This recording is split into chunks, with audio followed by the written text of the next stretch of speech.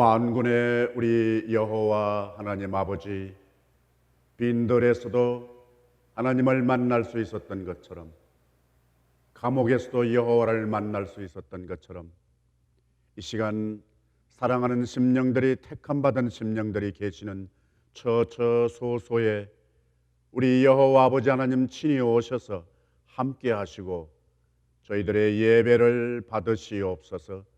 하나님 기뻐해 주시옵소서.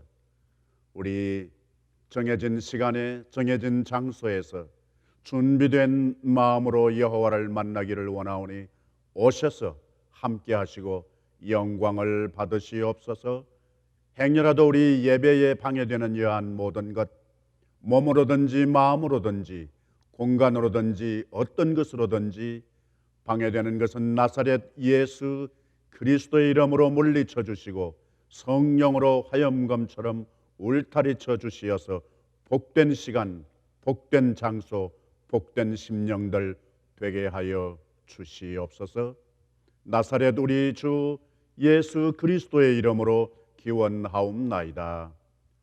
아멘.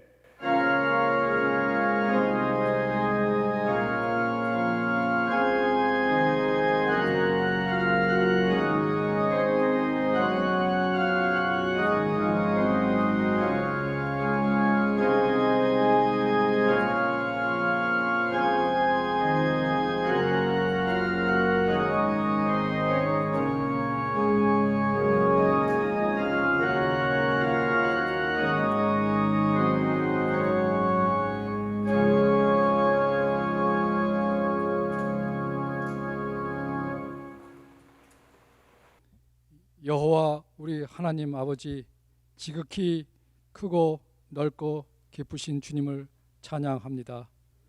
우리가 아직 죄인 되었을 때 택하여 불러주시고 자녀로 삼아 영원한 생명 주심을 감사드립니다. 지난 한 주간 저희들을 보호해 주시고 오늘 거룩한 주일에 하나님 앞에 나와 예배드리고 각자 처소에서 온라인을 통해 예배드릴 수 있도록 하여 주심에 감사드립니다. 이 시간 주님 앞에 겸손한 마음으로 주님께 온 영광 들려드리는 예배되게 하시고 성령님 임하사 저희들 마음을 열어주시고 주님의 음성을 듣고 만나고 변화되는 귀한 시간이 되도록 인도하여 주시옵소서. 하나님 아버지, 지난 한 주간도 말씀대로 살아가지 못하고 매일매일 한순간도 아버지의 은혜 없이는 살 수 없는 것을 알면서도 세상적인 삶과 힘듦에 불평만 하는 저희 모습들을 용서하여 주시옵소서. 하나님 아버지, 장기화되어 가고 있는 코로나 바이러스로 인하여 아직도 전 세계가 고통과 두려움 속에서 하루하루를 보내고 있습니다. 계속해서 많은 감염자들과 사망자들이 발생하여 너무나도 안타깝고 힘들게 지내고 있습니다. 각자의 삶 속에서 많은 어려움이 있지만 이럴 때일수록 더욱더 하나님만을 온전히 의지하고 하나님을 증거하고 이웃을 위해 사랑을 베푸는 저희가 되게 인도하여 주시옵소서. 어려운 상황 속에서도 두려움이 아니라 기쁨과 감사를 찾으며 주님의 기쁘신 뜻이 무엇인지를 다시 한 번 더 묵상하고 하나님의 말씀대로 살아가는 저희가 되도록 인도하여 주시옵소서. 아직도 코로나 감염증으로 인한 방역과 치료를 위하여 애쓰고 있는 의료진들에게 새 힘을 주시고 치료제와 백신을 개발하고 있는 연구진들에게 주님의 지혜를 통해 백신이 신속히 개발되어 이 바이러스가 종식되어지기를 소망합니다. 성도 간의 교제와 교회에서 자유롭게 찬양하고 예배드림이 얼마나 소중하고 감사한 일인지를 알게 하시고 그동안 편안하게만 해온 신앙생활을 회개하게 하시어 이 기간을 통해 더욱더 주님과 동행하는 삶을 살게 하시고 매 순간마다 감사함을 고백할 수 있는 성숙한 저희 신앙인이 되게 인도하여 주시옵소서. 하나님 아버지, 특별히 가정의 달을 맞아 아름답고 소중한 가정을 주신 아버지께 감사드립니다. 주님의 자녀들 이 어려운 상황 속에서도 각자 가정 예배를 통해 믿음 안에서 성장하게 하시고 주님과 부모님의 헌신적인 사랑을 체험하고 앞으로 세상의 빛과 소금이 되어 복의 근원이 되는 귀한 자녀들이 되게 하시옵소서.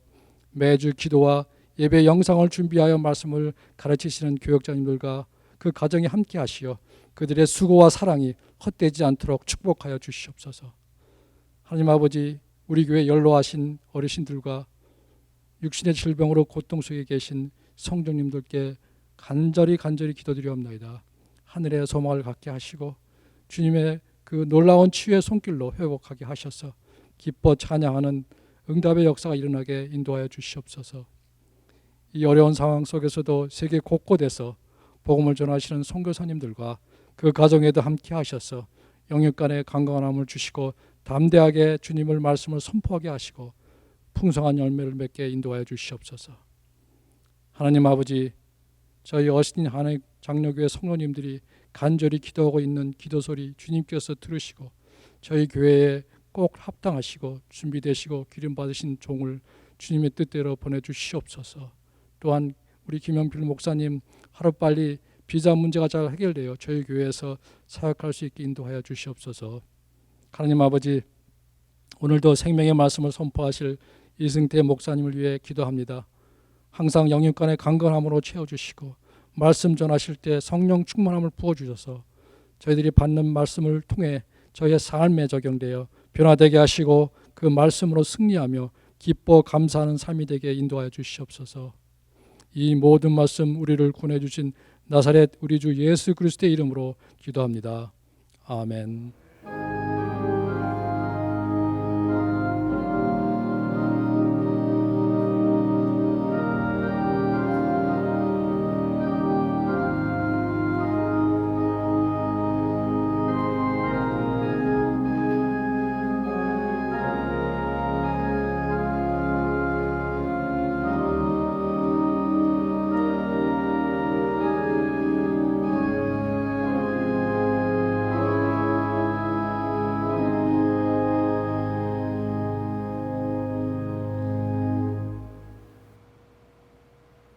오늘 우리에게 주시는 하나님의 말씀은 이사야 53장 7절로 9절, 마태복음 27장 12절 18절입니다.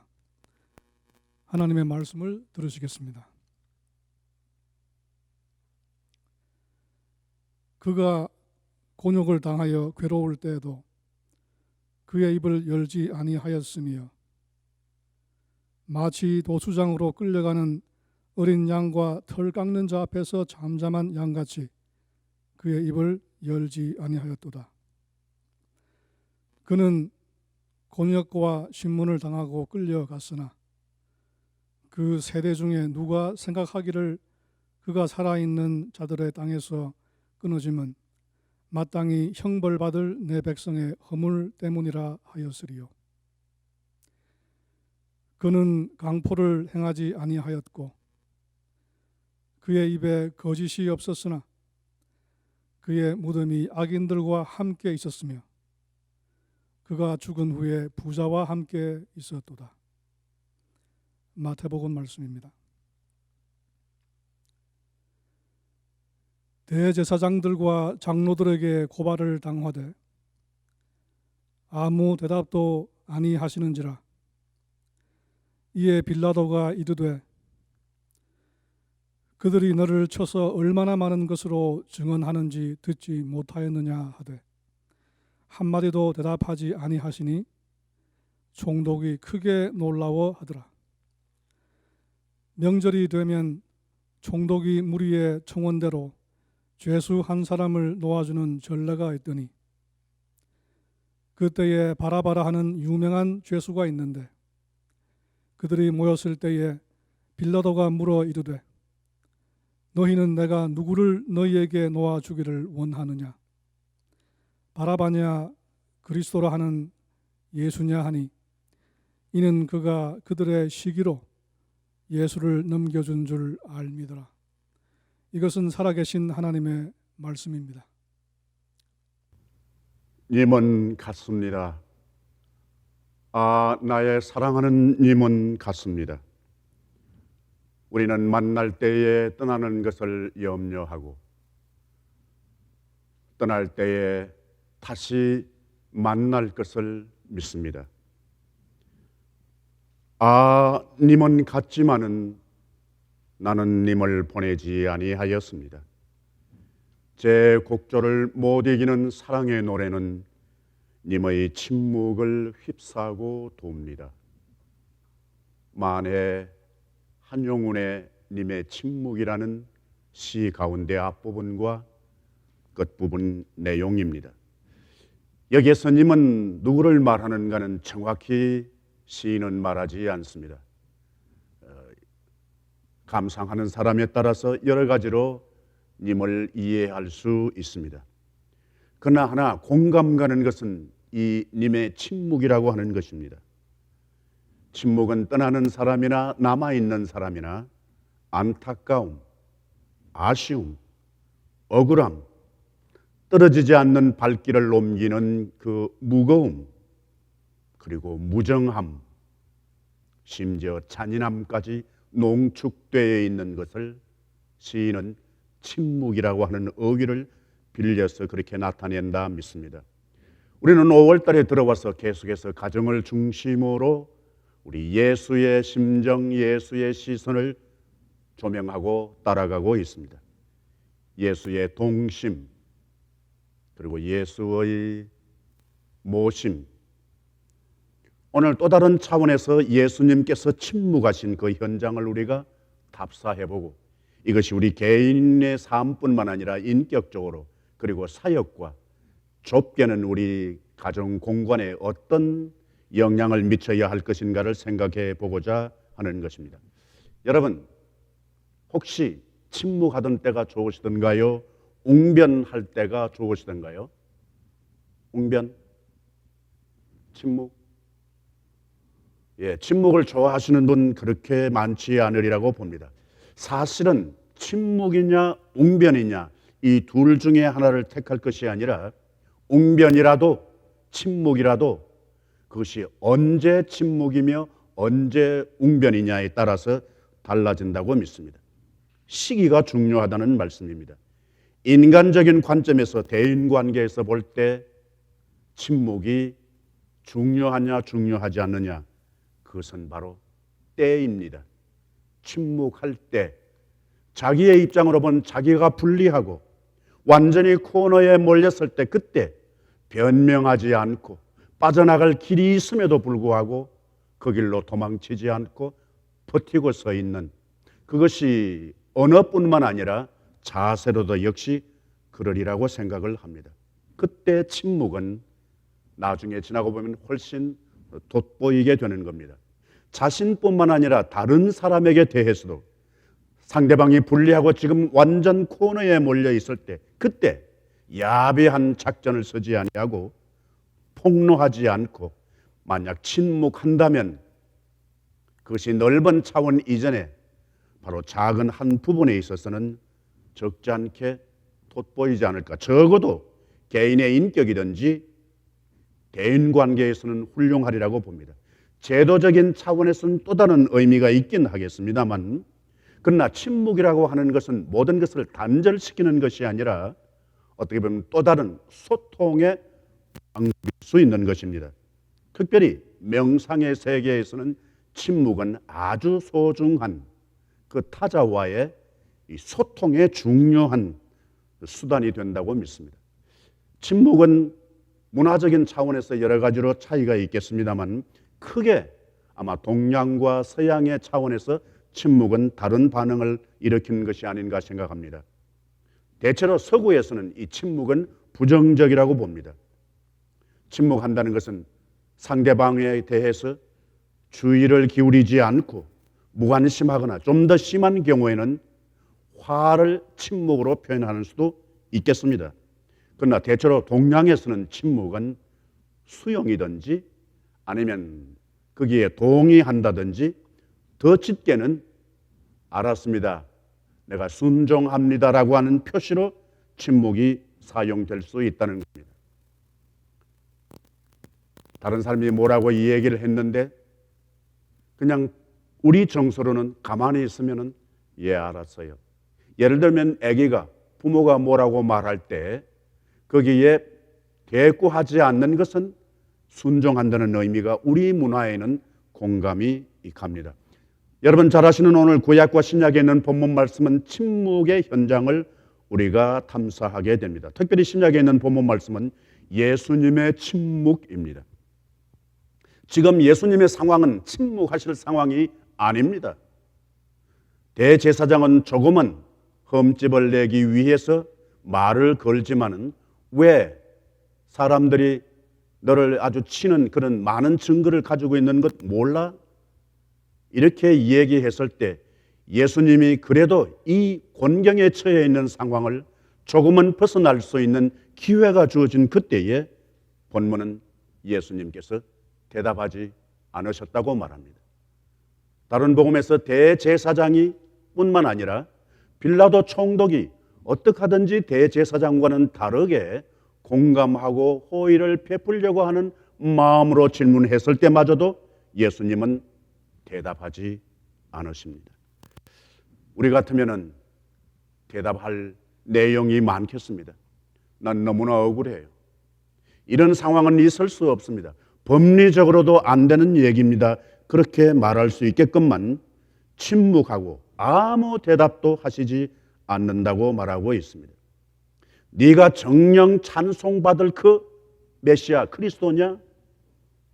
그렇게 질문했음에도 불구하고 예수님은 여러 말로 묻지만은 대답하지 않으신다고 말씀하십니다. 여기에 예수님의 침묵은 어느 때의 침묵이냐가 중요합니다. 변명할 수 있는 기회가 주어진 상황에서 예수님은 변명하시지 않고 그대로 대답하시지 않고 침묵하시는 것입니다. 조금은 의아한 부분도 있습니다. 여러분 잘 아시는 마태복음 15장에 가나안 여인이 자기 딸이 귀신 들려서 예수님께 사정할 그때 여러분 육성처럼 들려옵니다. 다윗의 자손이여 나를 불쌍히 여기소서. 내 딸이 지금 흉악하게 귀신 들렸나이다. 보통 어머니 같으면은 어떻게 해요? 우리 딸을 불쌍히 여겨주세요. 그렇게 말할 수 있는데 이 어머니 놀랍습니다. 나를 불쌍히 여겨주세요. 고쳐달라는 말씀입니다. 근데 그때 예수님 어떻게 하셨나요? 예수는 한 말씀도 대답지 아니하시니라. 이것이 예수님이 이 가냘픈 여인의 호소에 대한 첫 번 반응이었습니다. 물론 여러분 이 내용을 잘 아십니다만은 나중에 이어지는 그 과정을 통해서 예수님의 마음은 완전히 반전되는 것을 우리가 알 수 있습니다. 예수님만 침묵하신 것이 아니라 성경 기록을 통해서 하나님의 사람들에게 하나님도 침묵하십니다. 여러분 잘 아시는 사울이 위기를 만났을 때 블레셋 사람과의 전쟁을 임박했을 때에 하나님께 묻습니다. 내가 올라가리까 말리까? 주께서 블레셋 사람들을 우리들 손에 맡기시겠나이까? 그렇게 질문했을 때 주께서 그날에 대답하지 아니하시니라. 나중에 사무엘이 죽었을 때 그때 사울은 역시 불안합니다. 그래서 나중에 여러분 잘 아시는 대로 신접한 여인을 찾아갑니다. 더 현실적인 표현으로 말하면 점쟁이를 찾아갑니다. 어떻게 해야 될지 모르겠습니다. 그렇게 우려되었던 사무엘이 죽지 않았습니까? 그런데 하나님께서는 사울에게 꿈으로도 말하지 않고 우림으로도 말하지 않고 더더욱이 주위에 있는 선지자를 통해서도 대답하지 않으신다고 그렇게 기록하고 있습니다. 여러분 잘 아시는 사무엘하 22장에 다윗의 생애의 마지막 부분에 유명한 승리의 소원가가 있습니다. 시편에도 인용되어 있는 말입니다마는 그는 다윗은 이렇게 노래합니다. 불러봐도 나를 구원할 자가 없고 여호와께 부르짖어도 여호와께서 대답하지 않으셨나이다. 그러면 어떻게 했다는 말입니까? 하나님께서 침묵하시면 어떻게 된다는 겁니까? 여러분 하나님만 침묵하시는 것이 아니라 이스라엘 백성들에 대해서 침묵하시는 것에 안타까워하십니다. 이사야 50장에 하나님의 말씀입니다. 하나님의 심정을 나타내는 말입니다. 내가 와서도 사람이 없고 내가 불러도 대답하는 자가 없도다. 침묵하고 있다는 겁니다. 하나님께서 부르실 때에 침묵하면 안 되는 것을 안타까운 하나님의 마음을 묘사하고 있는 부분입니다. 때로 우리가 하나님 앞에 침묵해야 한다면 그 까닭이 무엇일까? 몇몇 가지가 있겠습니다만 성경을 통해서 몇몇 가지만 요약해서 뽑으면 이렇습니다.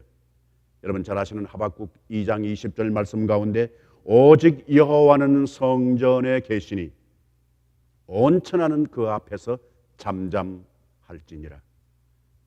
왜 우리가 잠잠해야 하는가?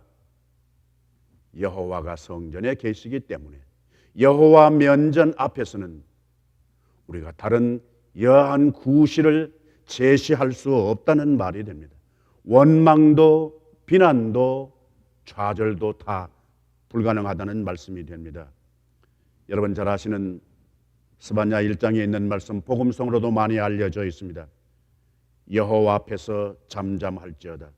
이는 여호와의 날이 가까웠습니다. 왜 우리가 잠잠해야 하는가? 왜 침묵해야 하는가? 우리 안에 있는 속내를 다 드러낼 수가 없는가? 여호와의 날이 가까웠기 때문이라는 것입니다. 출애굽기 14장에 너희는 두려워하지 말고 가만히 서서 오늘 여호와께서 너희를 위해 행하시는 구원을 보라. 이 위기 상황 가운데 있는데 진퇴양난, 사면초가 완전히 갇혀있는 그 상황에 가만히 있을 수가 없는 상황입니다. 다른 성경의 인용을 말하면 부르짖어야 할 그 상황에 오히려 하나님께서는 가만히 서 있으라. 그리고 어떻게?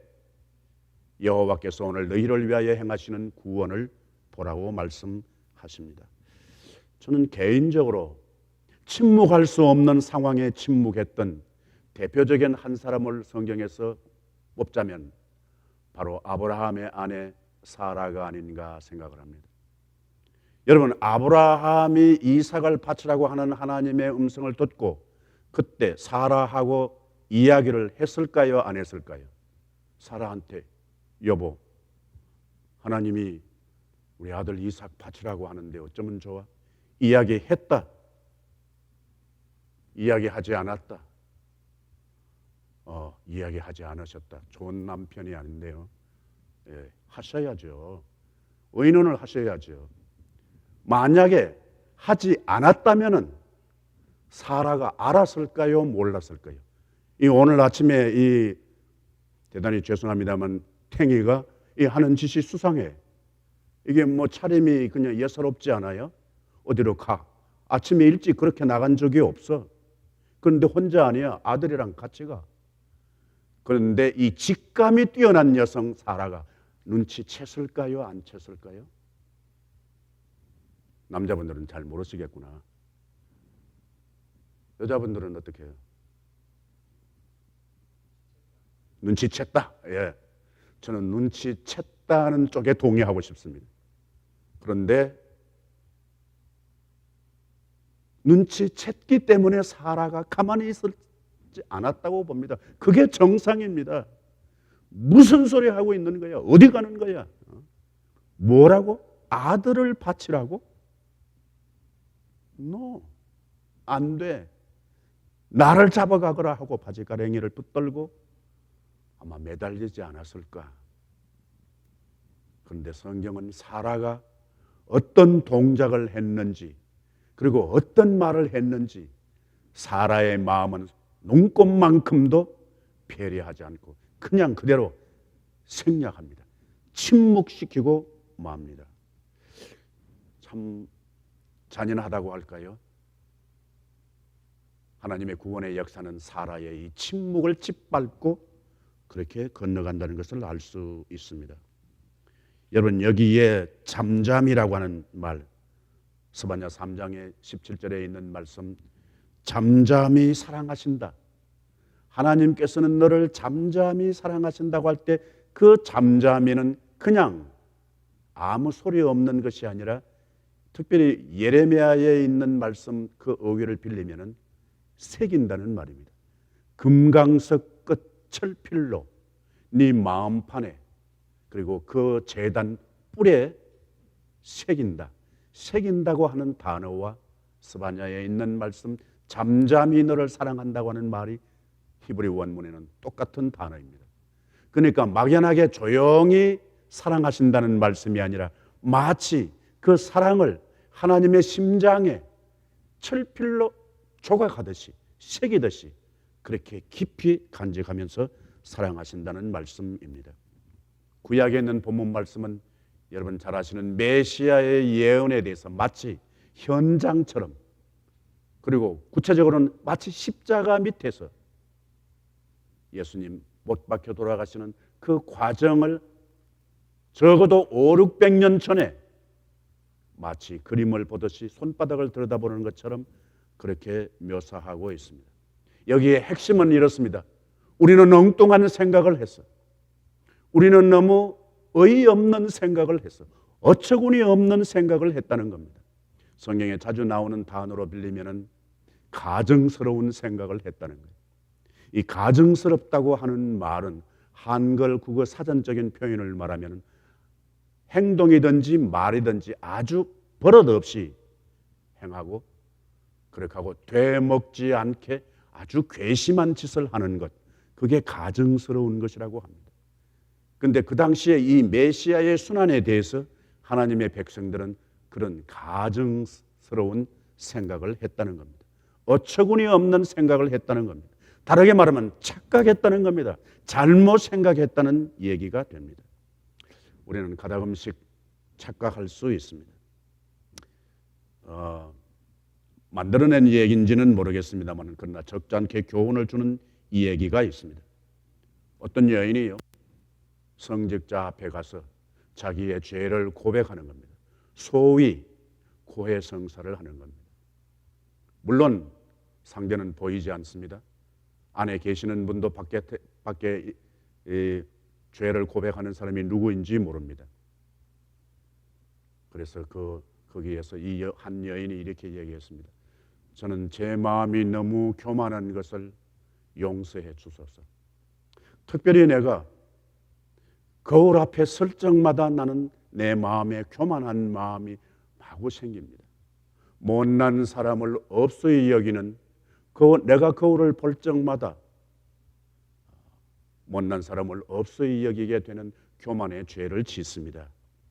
용서해 주세요. 그렇게 하는 거예요.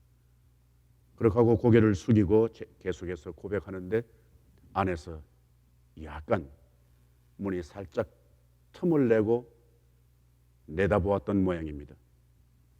그리고는 다시 문이 닫혔습니다. 안에서 들려오는 소리입니다. 자매님, 그것은 교만이 아닙니다. 착각입니다. 왜 안 웃으시지? 예.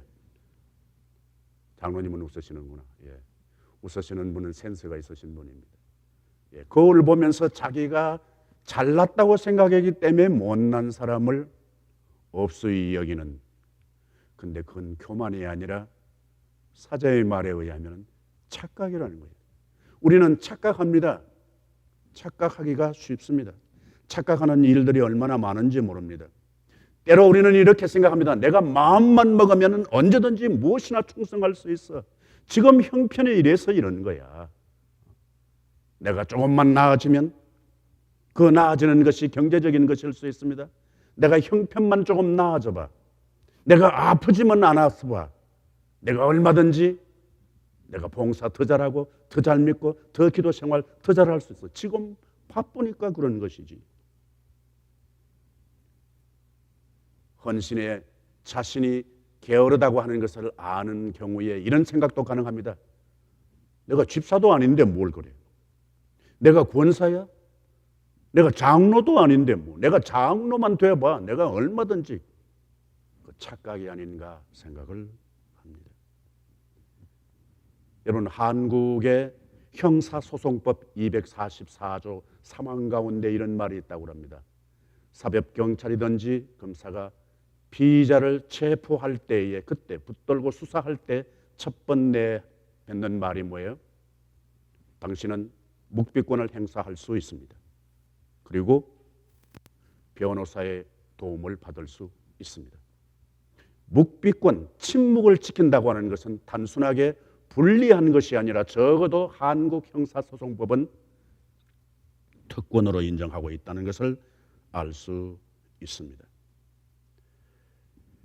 여러분 혹시 가보신 분이 계시는지 모르겠습니다만은 워싱턴 DC에 가면은 유명한 링컨 기념관이 있지 않습니까? 우리가 가지고 있는 이 돈 지폐에 5불짜리 뒷면에 그려져 있는 바로 그곳이기도 합니다. 사실은 일반 사람들에게는 그곳이 많이 유명한 장소로 알고 있지만은 더 역사적인 의미가 있는 것은 거기에서 좀 떨어진 여러분 잘 아시는 포드 극장입니다. 바로 그 길이 좁습니다. 극장 바로 앞에 피터슨 하우스라는 작은 집이 있습니다. 링컨 대통령 부부가 그 포드 극장에서 그 당시에 희곡 연극을 관람하기 위해서 있다가 거기에서 이 남부 지원군 지지자였던 영화 배우 무스라고 하는 사람에 의해서 암살당합니다. 그리고 그 즉시에 바로 길 건너 있는 피터슨 하우스에 옮겨져서 거기에서 응급치료를 받습니다. 한 9시간 지나고 난 이후에 결국 그는 이 세상을 떠납니다. 최근으로 압니다만 에브라함 링컨 대통령에 관해서 저술된 책이 15,000권쯤 된다고 합니다.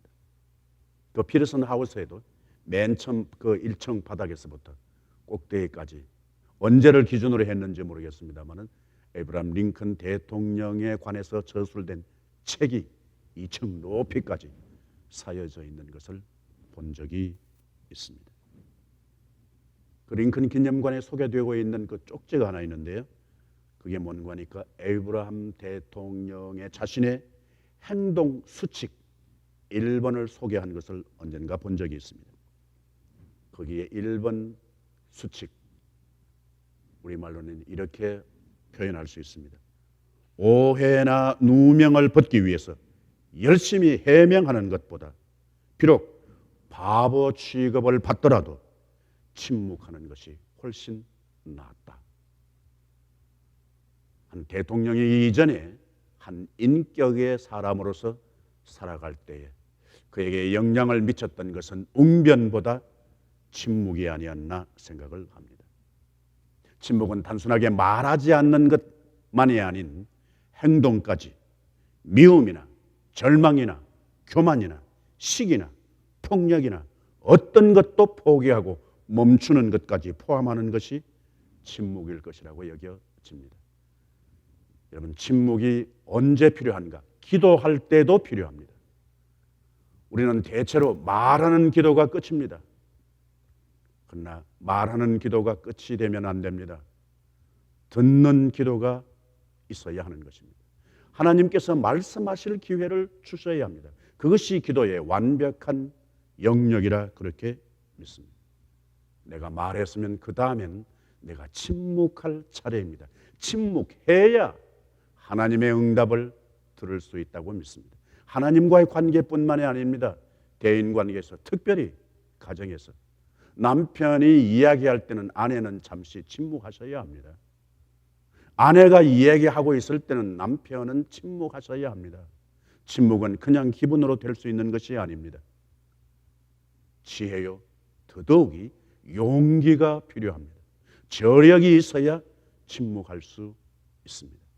예수님의 이 엄청난 위기의 상황 가운데 대답하지 않았던 침묵처럼 우리 개인의 삶 속에 침묵이라고 하는 또 다른 활용이 우리의 인격에 영향을 미치고 영성에 영향을 미치고 더 확대해서 가정에 우리 번갈아 가면서 침묵의 기회를 주고 침묵의 기회를 활용하면서 더 멋있게 살아갈 수 있게 되기를 바랍니다.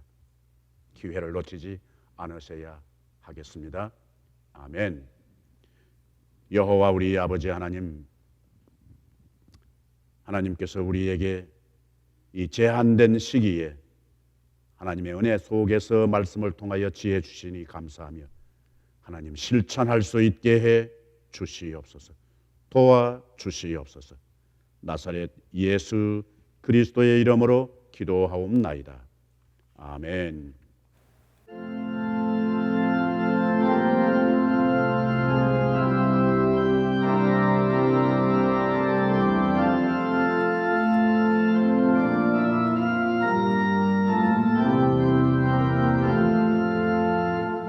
주 예수님 내 맘에 오사 날 붙들어 주시고 내 마음에 새 힘을 주사 늘 기쁘게 하소서. 사랑의 주 사랑의 주 내 맘속에 찾아오사 내 모든 죄 사시고 내 상한 맘 고치소서. 주 예수님 내 맘에 오사 내 소원 다시고 내 무거운 짐 맡아줘서 참 평안을 주소서. 사랑의 주 사랑의 주 내 맘속에 찾아오사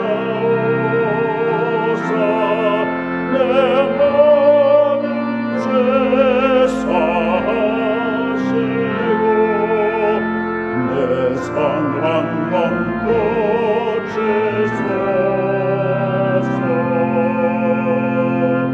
주 예수님 내 맘에 오사 날 정결케 하시고 그 은혜를 내 맘에 채워 늘 충만케 하소서. 사랑의 주 사랑의 주 내 맘속에 찾아오사 내 모든 죄 사시고 내 상한 맘 고치소서. 주 예수님 내 맘에 오사 내 기도하시고 주 성령을 내 맘에 채워 늘 충만케 하소서. 사랑의 주 사랑의 주 내 맘속에 찾아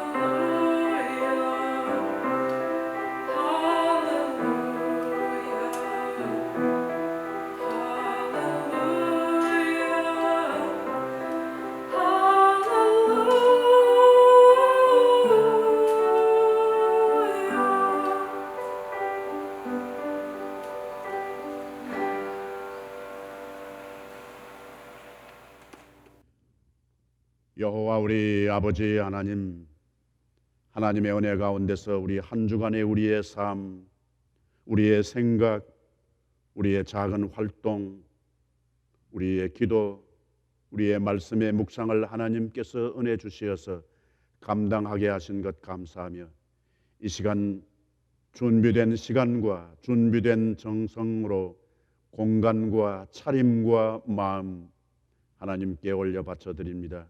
주께서 받으시고 위로해 주시고 힘을 더하여 주시옵소서. 흩어져 있는 하나님의 백성들 계시는 처처소소에 하나님 친히 이 시간도 현장에 함께해 주옵소서. 병상에 계시든지 제한된 공간에 갇혀 있는 것과 같은 상황에 있든지 몸뿐만 아니라 마음까지도 매여 있는 심령 있는 곳을 주께서 신방하시고 하나님 함께해 주시어서 말씀해 주시고 위로해 주시고 버티게 하시고 낫게 하시고 변화되게 해 주시옵소서. 특별히 육신이 연약한 심령들 하나님 긍휼히 여겨 주시옵소서. 머리에서부터 발끝까지 신경과 혈관과 조직과 호흡과 혈압과 하나님 맥박을 우리 여호와 아버지 하나님 만져 주시옵소서. 원하옵나니 긍휼히 여겨 주시고 낫게 해 주옵소서. 무엇보다 우리 여호와 아버지 하나님 이 고통 가운데 있는 동안도 버티면서 예수님 만나게 해 주시옵소서. 특별히 뜻하지 않게 하나님 슬픔을 당한 가정에 우리 여호와 아버지 하나님 함께 하시고, 사랑하는 가족을 먼저 보낸 그 빈자리에 사악한 어둠의 세력이 침범하지 못하도록 나사렛 예수 그리스도 이름으로 인쳐 주시고, 이전과 다른 은혜, 이전과 다른 행복, 이전과 다른 희열, 이전과 다른 사명, 이전과 다른 꿈을 허락해 주시옵소서. 바쳐진 모든 것 위에 우리 여호와 아버지 하나님 함께하여 주시고, 몸은 제한되었지만 우리의 믿음과 소망과 사랑과 찬송과 기도는 하나님 막을 수 없는 여건을 경험할 수 있도록 인도해 주시옵소서. 사랑하는 귀한 자녀들 있는 곳에 학업을 위하여 혹은 병령의 근무를 위해서 파병되어 있든지 흩어져 있는 병사들 그리고 그 패밀리들 계시는 곳에 함께해 주시옵소서. 우리가 다시 하나님 주의 몸된 전에 모여서 예배할 그날을 기다리면서 우리 안에 잠자고 있는 순수함을 발견하게 해주시고 주께 영광을 돌리게 해 주옵소서. 어떤 것으로든지 사악한 어둠의 세력에게 이용당하는 일이 없도록, 속지 아니하도록, 넘어지지 않도록 붙들어 주시옵소서. 나사렛 예수 그리스도의 이름으로 감사하며 기도하옵나이다. 아멘.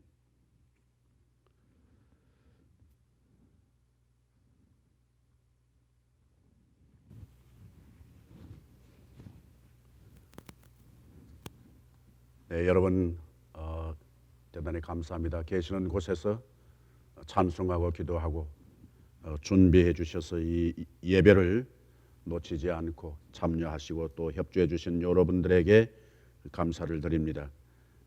한 가지 두 번째 알리는 말씀은 우리 영상 예배는 우리 주 정부 행정 지침에 의해서 5월 말까지 더 지속되는 점을 여러분들이 이해해 주시고 또 협조해 주시고 인내해 주시기를 바랍니다. 5월 말까지 이 영상의 액티비티는 지속됩니다. 우리 5월의 가정 공동 기도 우리 한번 같이 할 수 있으면 좋겠습니다. 여러분 화면을 보시면서요. 다 같이 시작. 가정에서 천국까지. 가정 놓치지 않을 때 천국이 이어질 것이라 그렇게 믿습니다. 그리고 2020년 각급 학교 우리 졸업 예정자 축하에 대한 부탁 여러분 많이 협조해 주시기를 바랍니다. 그리고 이미 여러분 알고 계시는 대로 우리 교회의 교육전도사님 임명권 해당 부서는 우리 영유아부 우리 이희정 전도사님 20년 5월 3일부터 우리 임명되셔서 사역을 물론 그 전에 하셨습니다마는 우리 전도사님으로 당회에서 승인해 주셨습니다. 아울러 우리 여러분 이미 잘 알고 계십니다마는 우리 고준인 성도, 유적으로 우리 고현철 장로님, 고조희 집사님, 그리고 고아리, 고아윤 우리 가족이 있습니다. 지난 14일 11시에 오스틴 메모리얼 파크 세미트리에서 우리 고별 예배를 아주 소수만 참여해서 드렸습니다. 한 가지 여러분들에게 부탁드리는 것은 우리 그 유족들 아직까지 마음의 아픔을 간직하고 극복하기에는 시간이 필요합니다. 여러분 다 알고 계시니까 기도로 위로해 주시고 소망을 갖게 해 주시고 유족들이 서서히 여유를 가지고 성도들 사이에 다가오실 때 그때까지 있으면서 기도해 주시면 대단히 감사하겠습니다. 그리고 우리 교회에 한 6년간 우리 출석하시면서 섬기시고 또 특별히 영유아부의 교사로 3년간 수고해 주셨던 우리 최경미 집사님, 남편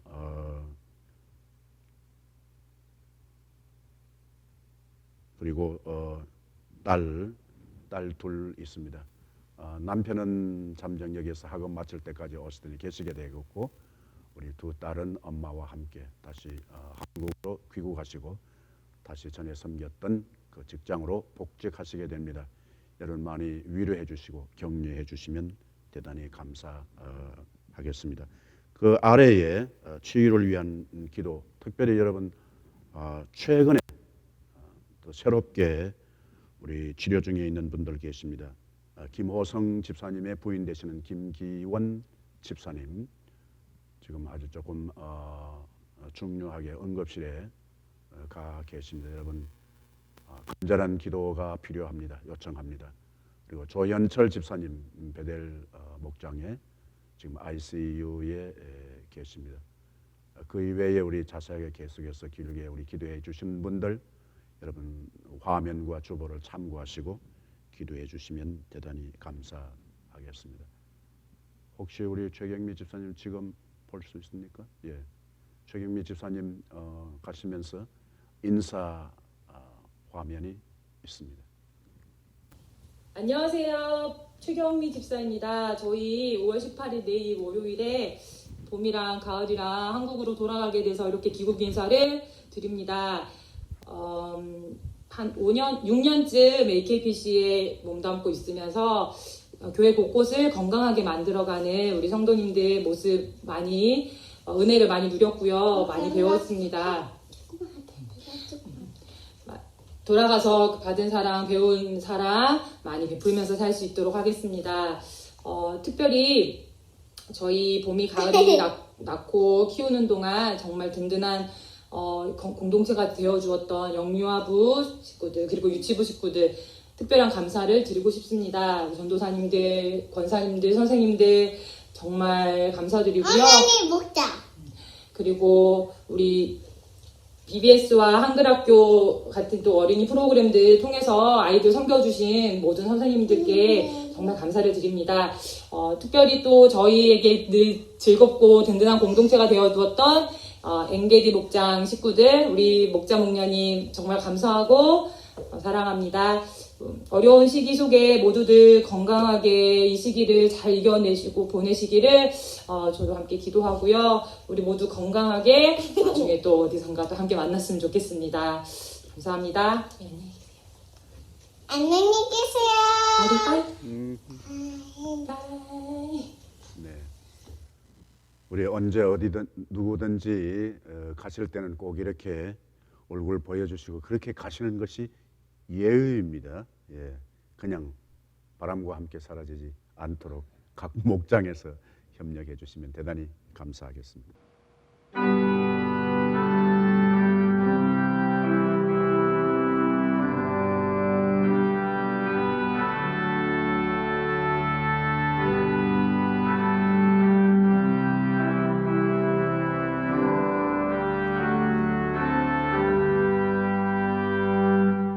내 주를 가까이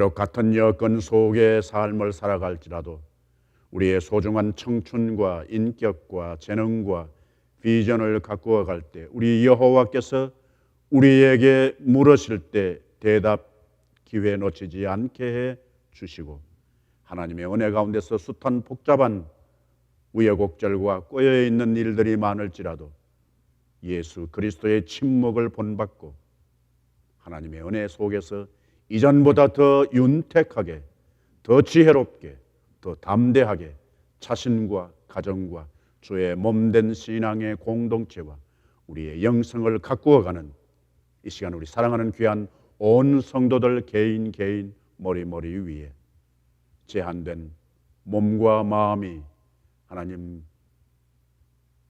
갇혀 있는 것과 같은 상황에 있는 모든 심령들 머리 위에 그들의 앞날에 그들의 꿈과 그리고 기도 속에 주께서 피로 값주고 사신 우리 교회들 위에 이제는 우리 주 예수 그리스도의 은혜와 하나님 아버지의 놀라우신 사랑과 성령의 교통하심이 항상 함께 있을지어다. 아멘.